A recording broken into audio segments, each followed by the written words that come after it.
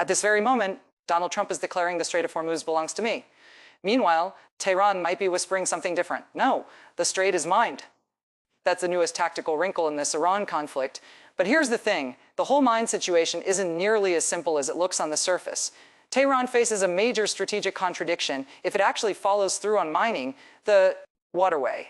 And for Washington, this whole mess highlights exactly why going it alone in a NATO-structured world carries serious risks you might not expect. So let's put aside territorial disputes for now. Today, we're talking about explosives hidden beneath the waves. Here's the fundamental issue. And it really is that basic. The Strait of Hormuz is incredibly narrow, and there's an enormous amount of petroleum trapped on the other side. Iran doesn't need to scatter massive quantities of naval mines throughout this bottleneck to make commercial shipping companies decide the risk. Just isn't worth it. Right now, we're hearing reports suggesting Iran has deployed a limited minefield. But we need to acknowledge something important. This is a fog of war moment, and nobody's providing hard proof those reports are accurate. Honestly, if you told me they'd dropped 0 mines or they'd dropped hundreds IED, find either claim equally plausible given the information vacuum. Trump keeps insisting the strait remains safe for passage, yet only a handful of vessels are even attempting the transit daily, and several tankers already in the region are experiencing serious difficulties. The strategic contradiction.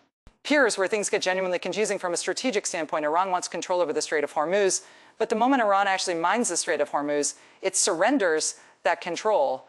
Sounds paradoxical. Right. Let me break it down. The core question here revolves around who gets to decide when this war ends. And obviously that's complicated because conflicts can terminate when both sides negotiate an agreement. But in plenty of wars, only one party possesses the unilateral power to just walk away, and that action alone effectively ends the fighting. Take Russia's war in Ukraine as an example. If Moscow suddenly ordered every Russian soldier to withdraw behind internationally recognized borders, that would essentially conclude things. Sure, theoretically, Ukraine could cross the frontier and chase those retreating forces, but domestic Ukrainian opinion and international backing for that kind of escalation would be minimal. In this Iran situation, the United States is the party that could snap its fingers and terminate hostilities immediately if it chose to. Yes, Iran could keep launching attacks against American partners across the region, but that would just invite renewed American strikes, and Tehran absolutely lacks the political will for that kind of sustained punishment. And of course, if you're listening to diplomatic statements, you might think otherwise. Iran's president recently outlined 3 preconditions for accepting a ceasefire acknowledgement of Iran's legitimate rights, whatever that actually means, payment of reparations, good luck with that, and concrete international guarantees preventing future aggression guarantees. From whom exactly? Nobody can say. Now, this is a textbook case where you shouldn't pay attention to what leaders are saying publicly, but you definitely should pay attention to what I am doing with my Ground News subscription.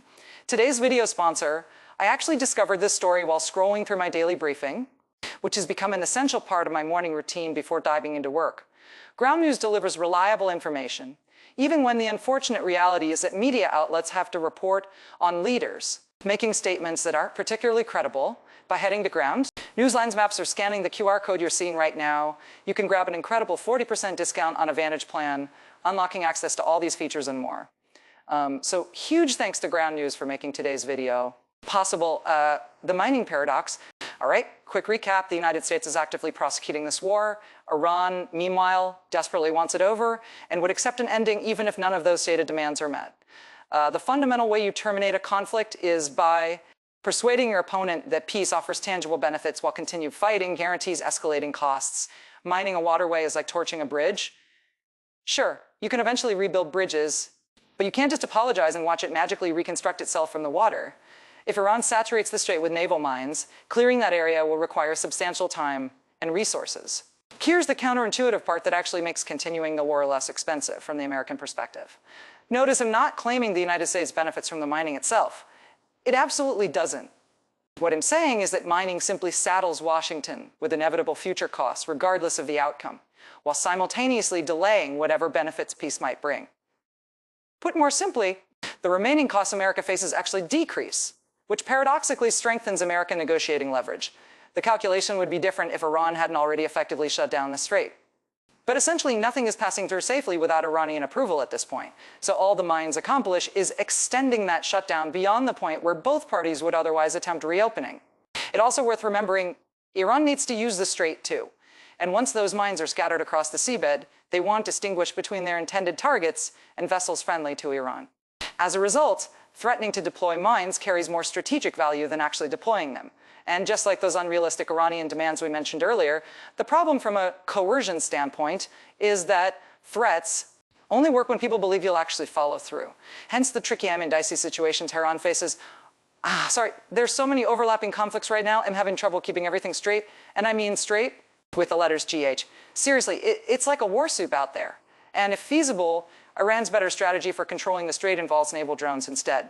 Kyiv has already demonstrated these weapons can tactically drive Russian vessels far from Ukrainian coastlines. And choosing drones gives Iran control over not just which targets they hit, allowing Tehran to push some friendly tankers through since fighting began, but also when the passage reopens. And indeed, what we actually have confirmed evidence of is Iran striking vessels with those exact naval drones. American countermeasures, but let's assume those mining reports are accurate for a moment. The question then becomes what America can do to neutralize those mines. There's a two-pronged approach, proactively limiting the deployment and mitigating the damage after deployment.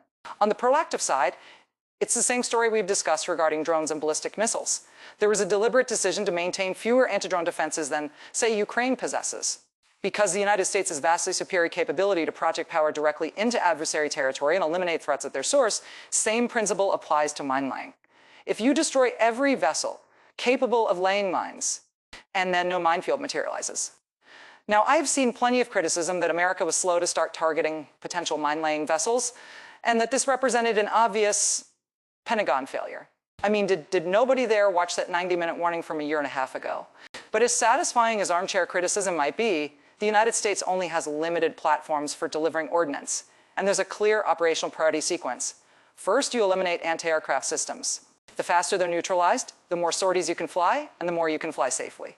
Second, you target ballistic missiles and drones idly hitting launch platforms first, then production facilities second. That's because they represent the most immediate threat. There could be just an hour between Iran issuing an order and a target getting struck.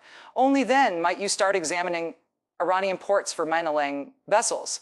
A significant complication here is that Iran could distribute the workload by getting small quantities of mines to numerous boats, including civilian craft, that would dramatically increase the number of strikes required before Washington could confidently declare the situation contained. I mentioned earlier that Trump insists there's no sea mine problem. Here's his actual statement: we eliminated nearly all their mine-laying ships in a single night. Nearly their entire Navy is gone. He then advised tankers in the area, I believe they should use the strait. Well, mines aren't the only factor keeping tankers away, but the mere possibility is still contributing to the problem, despite Trump's reassurances.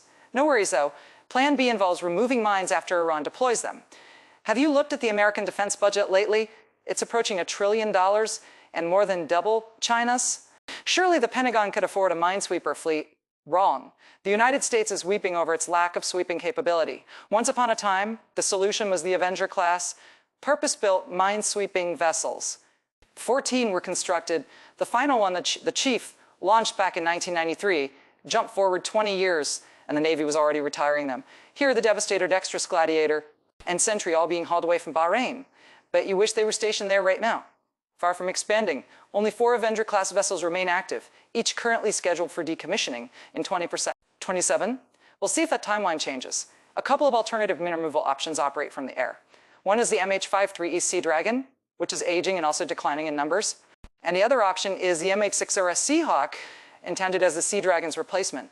Unfortunately, it's got plenty of question marks surrounding its reliability as well. It doesn't help that America was racing against the clock, trying to launch operations in Iran while domestic protest momentum still existed inside the country. And consequently, many of these assets remain badly positioned. Post-Cold War decisions. Now, how did we end up in this situation? There are 2 components of the problem. One involves perceptions of an evolving threat landscape after the Cold War concluded. The Pentagon assessed that sea mines no longer constituted a critical threat. Given the broader defense budget reductions that accompanied the peace dividend, scrapping minesweepers seemed like an obvious choice. The United States wasn't going to completely abandon the capability. Naturally, the Pentagon pursued competing contracts for 2 littoral combat ship classes. With symbolic names Freedom and Independence, the concept was creating versatile systems vessels that could function as minesweepers, but would remain relevant in combat beyond just that narrow role. In reality, though, they're inadequate minesweepers. The Avenger class was constructed from wood, a deliberate design choice to minimize its magnetic signatures. Smart thinking if you want to sweep mines rather than detonate them accidentally. Furthermore, reconfiguring them for demining operations is extremely time-consuming and ultimately they'll never match the performance of a dedicated platform, the NATO factor. The other half of this story plays out across the Atlantic. There's a widespread American perception that NATO only provides value through its network of forward operating bases, or that unsinkable aircraft carrier known as Iceland. And if you missed yesterday's video about 12 fascinating facts regarding how small Iceland actually is, you really should check it out. Beyond that, NATO supposedly only helps by covering regional gaps, like Poland leveraging a comparative advantage through its effective ground forces because it's so intensely focused on border security, or Norway possessing cold weather operational expertise because, well, it's Norway. But the specialization extends much further. NATO maintains various centers of excellence throughout European nations because the respective host genuinely excels in that specific domain. You might remember this from my trip to Estonia and its Center of Excellence for Cybersecurity. Established directly because of a Russian cyber attack connected to the politics surrounding this particular statue. More relevant today, Belgium hosts a Center of Excellence for Mine Clearance, where it collaborates closely with the Netherlands. And those countries don't just teach TechniQuest, they possess the actual platforms to properly sweep mines, and that reduce the Pentagon's need to budget for dedicated minesweepers. Should mines become a major problem, it seemed possible that America could dare say this phrase, free ride off Allied capabilities, the entrapment risk. However, there's a major wrinkle in applying that plan to Iran, with limited exceptions. The Iran war has generated mixed reactions from European leaders. Yes, Iran maintains connections to Russia, and Russia is creating severe problems for Ukraine. But the Iran war is injecting enormous uncertainty into the global economy, which harms Europe significantly. Only Germany has been particularly vocal supporting the United States. And that raises serious questions about whether America can actually request allied nation support. So what we're witnessing is a potential entrapment scenario unfolding in alliance theory. Entrapment happens when one ally pressures a second to join a conflict, despite that second ally wishing the conflict had never started. Typically, when we discuss entrapment, it's client states dragging patron states into action. Here, it would be reversed. You'll notice Article 5 of the North Atlantic Treaty is specifically structured to prevent entrapment by limiting the alliance's scope to defensive conflicts. That's not what we're seeing today. Iran did initiate this war, and despite the reality, we're already observing entrapment elements. France has deployed its aircraft carrier to the Eastern Mediterranean and positioned some assets in the Red Sea, with discussions about eventually operating in Hormuz. Iran might also be testing Article 5 boundaries. If you keep attempting to strike a NATO non-combatant with missiles, and allied forces are already intercepting them, eventually someone might move toward invoking collective self-defense. And regardless of those dynamics, NATO countries remain free to participate individually as they see fit. They don't require official North Atlantic Council approval to hunt mines if they choose, but not to structure, especially the military specialization it encourages, still shapes allied decisions here outside the Article 5 framework. It's difficult imagining any allies volunteering while fighting. Continues. That said, you could also imagine that if mines litter the strait and a ceasefire takes effect, there will be strong temptation to head toward the Gulf. Europe needs those oil markets cleared just as urgently as anyone. Else, if allied nations possess the capability to accomplish that, then it serves their own economic interest to accept the burden. I could spend another 15 minutes discussing how elevated oil prices benefit Putin, but let's save that conversation. The point is, European involvement might prove inevitable for that reason alone, regardless of their own economic situations. If that scenario unfolds, then the United States will have successfully entrapped its allies and transferred some portion of war costs to Europe. The irony is almost overwhelming. Thanks again to Ground News for sponsoring today's video.